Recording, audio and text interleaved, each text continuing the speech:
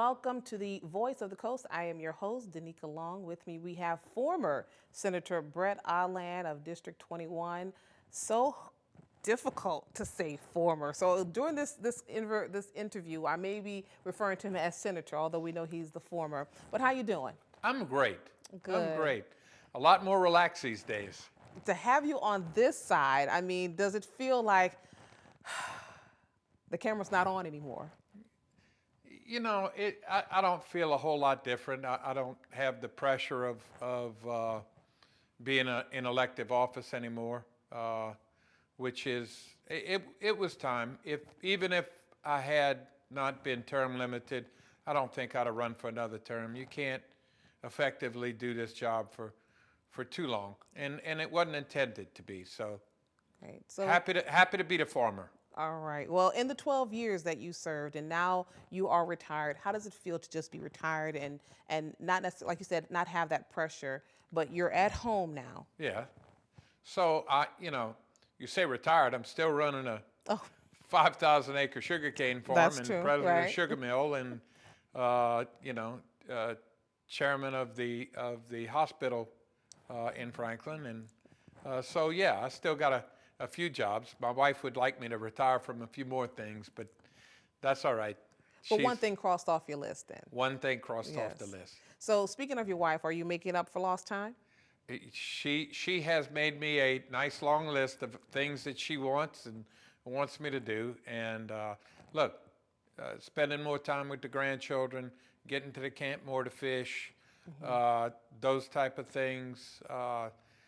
Travel is something that we're talking about now. So I think,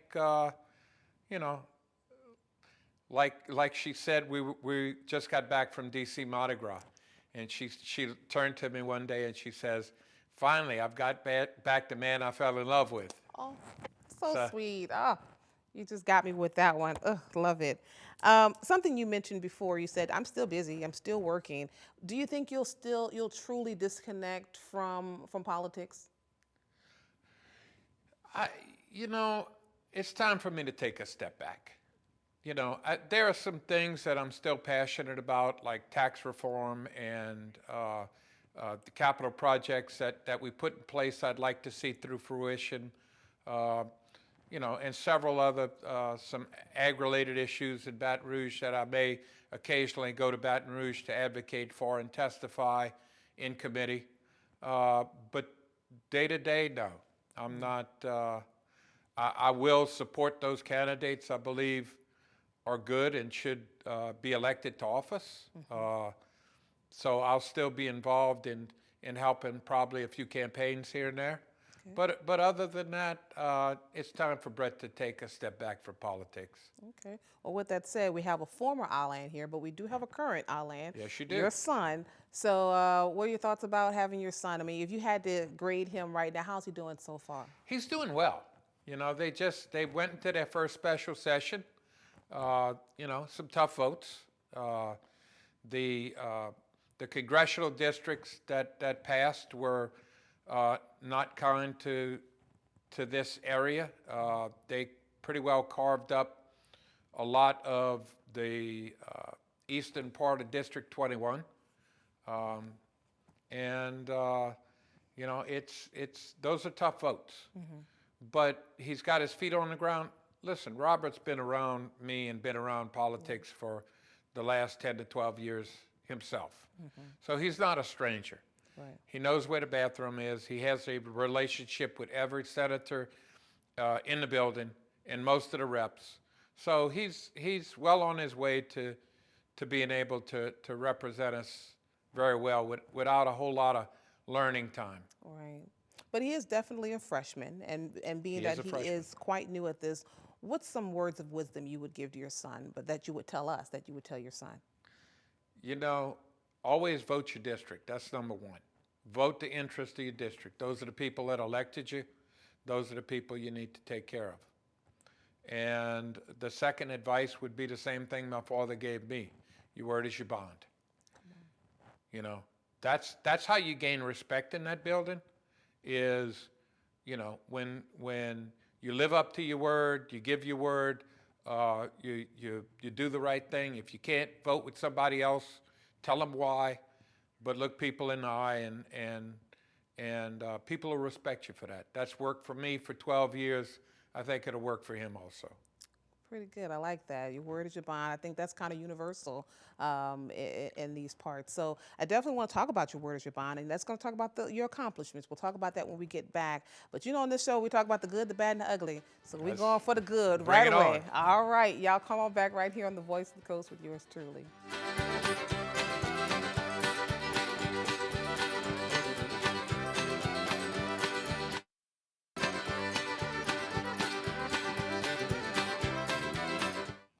Welcome back to The Voice of the Coast. My guest is former Senator Bret Allain of District 21, and we're talking about you.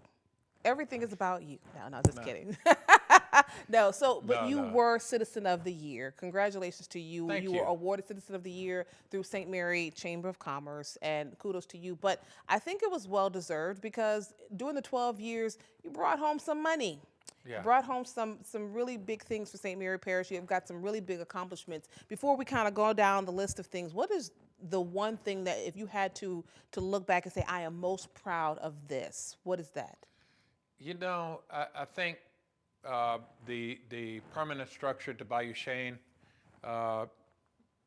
people can feel secure that when the floodwaters come, they won't flood their homes. I mean, this affected 5 or 6 parishes, affected St. Mary directly, Terrebonne, Lafourche. The peace of mind, when I first got elected in 11, I saw the worried people with the flood fight, and they all thought they were going to get flooded. We were able to sink a barge and get that place.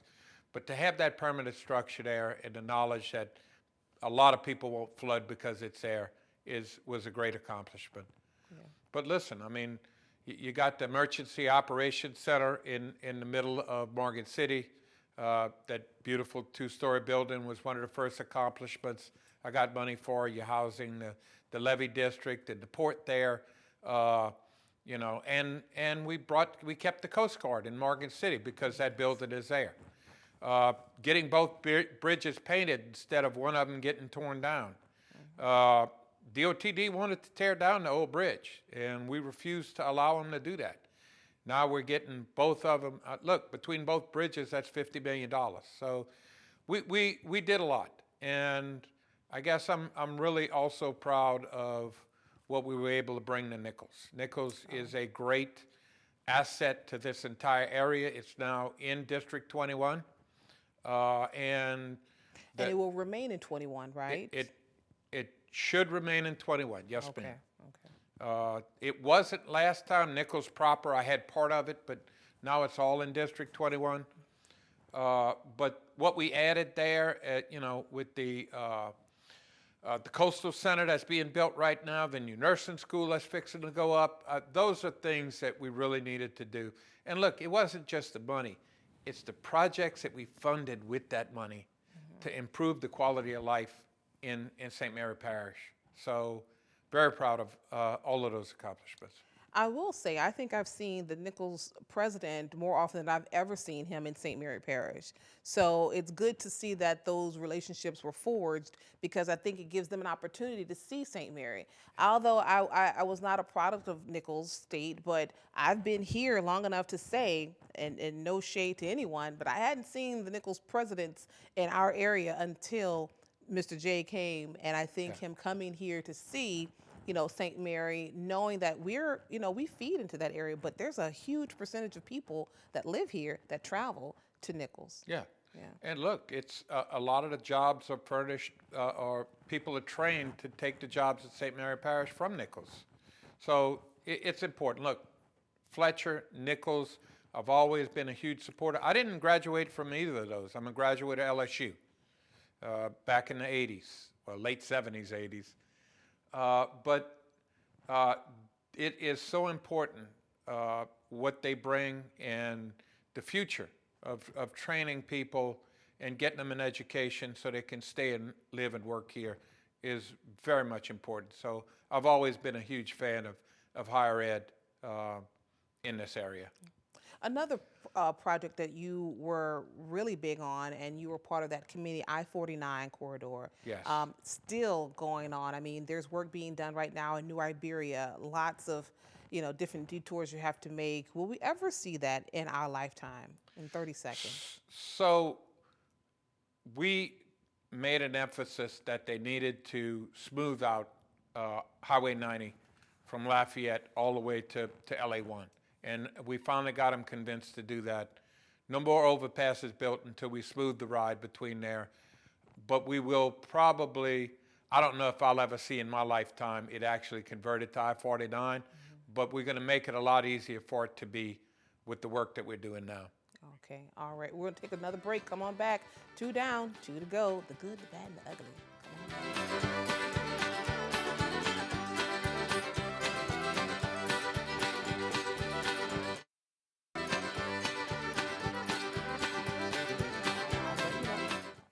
Welcome back. Let's get right back into it. Okay, we have our former Senator Bret Allain, and I want you to chime in, if you don't mind. Give me your opinion about where your home parish, St. Mary Parish, is headed. And I'm speaking on behalf of, we now have a new parish president who was right there alongside with you, Sam Jones, who was working in the governor's office. He was once a state rep, and now he's parish president. And we have seen publicly that there has been a lot of infighting on the parish council side as well as with Sam.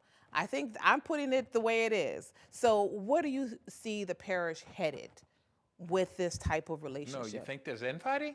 I don't know what you want to call it. Listen, I worked with Sam for 12 years.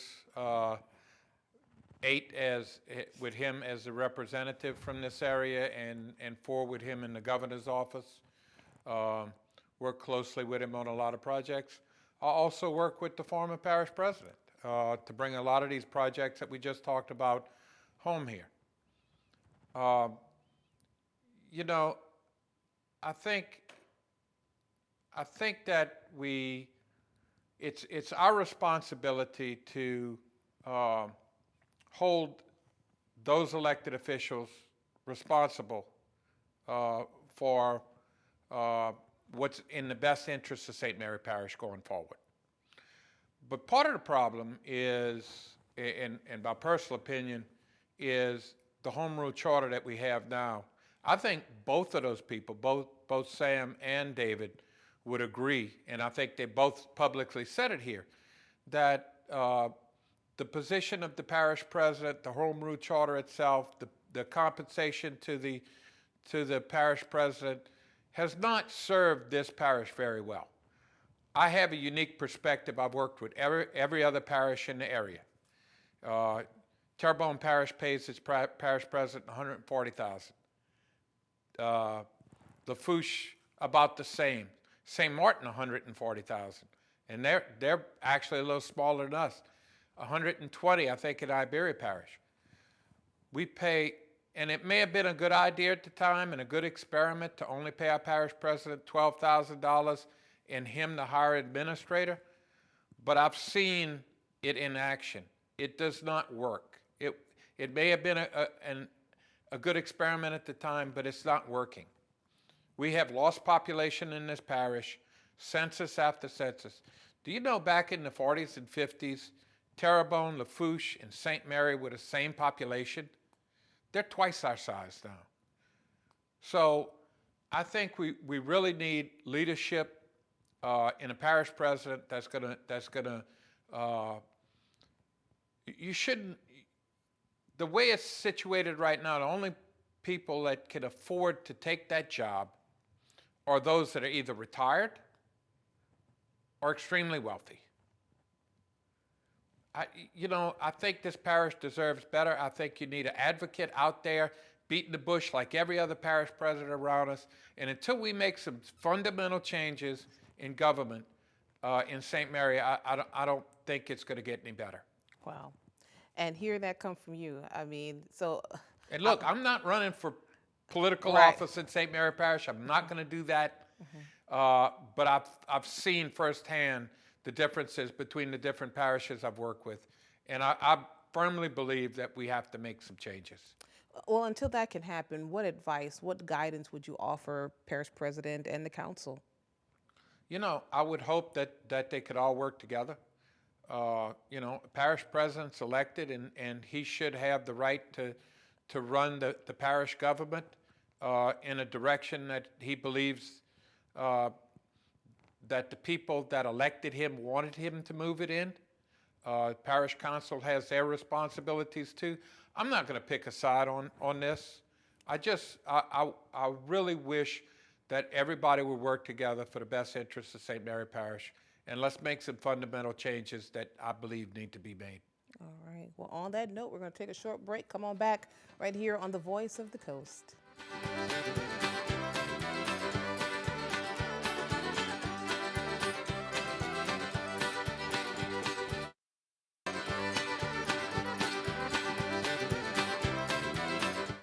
Welcome back to The Voice of the Coast. We're just kind of walking down memory lane. 12 years ago, man, and now here you are. Are you happy with what you've accomplished? I am.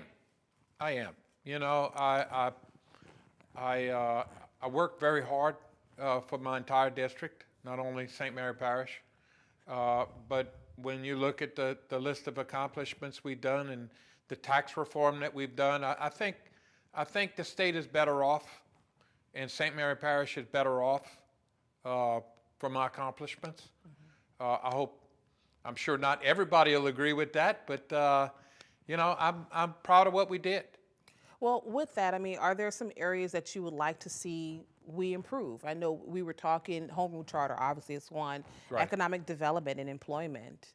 Look, the number one key to bringing people back to St. Mary Parish and getting our population back up is they got to have jobs. You know, we need to be a lot more aggressive with economic development.